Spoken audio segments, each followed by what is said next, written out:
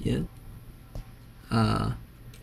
Okay, so when you want to solder each layer together, you need to bend the tips of the positive line forward. Everything looks like this. See? Beautiful.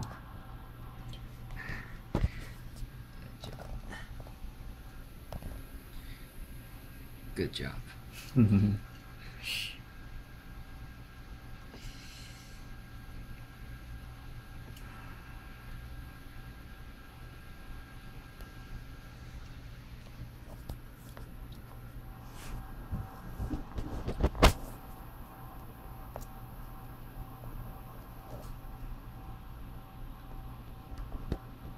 Yep, that will be a lot of work to do.